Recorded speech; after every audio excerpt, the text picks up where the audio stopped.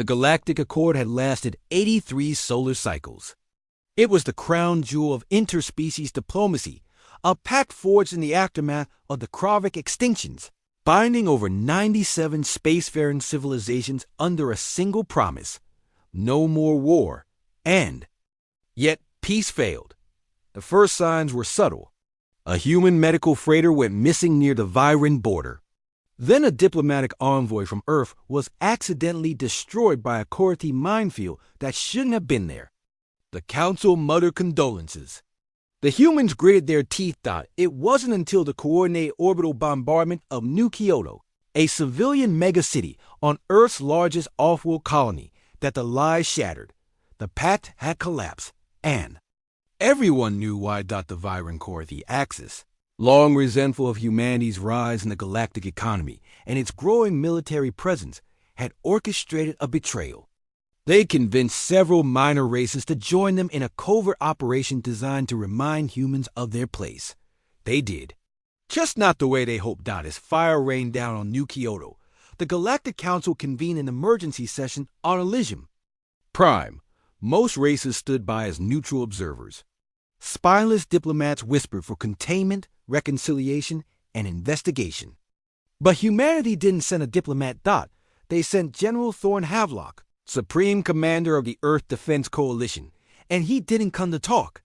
He walked into the chamber in full service armor, flanked by 2 silent Terran guards. His steel blue eyes swept the room.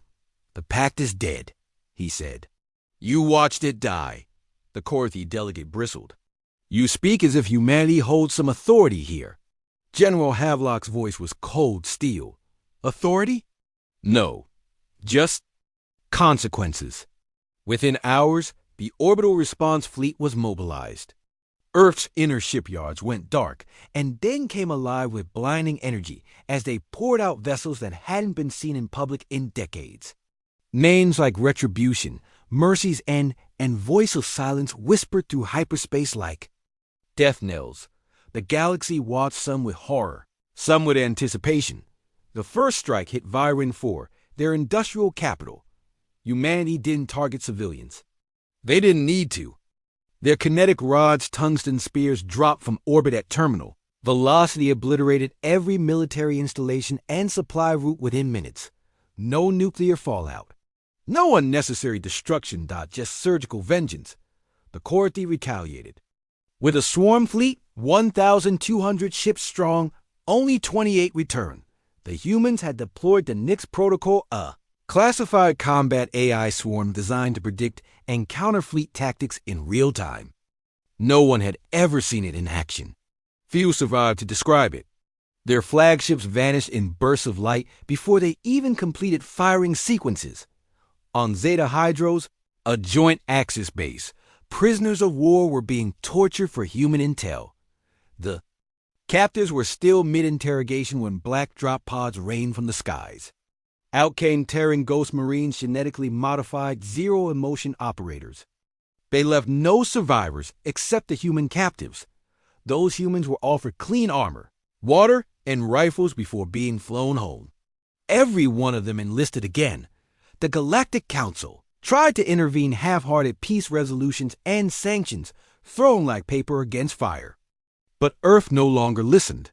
It didn't need to dot as Terran ships approached Orbitus Prime, the headquarters of the now powerless Pact. Something unexpected happened.